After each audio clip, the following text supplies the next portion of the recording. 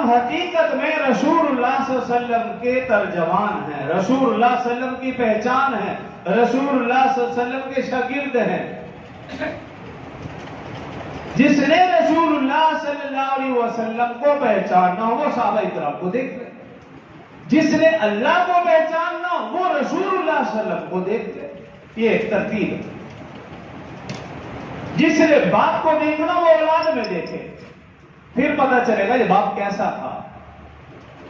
اگر اس نے اولاد کی صحیح تعلیم و تربیت کی تو باپ کا عکس اولاد میں نظر آئے گا، استاد کا عکس شاگردوں میں نظر آئے گا۔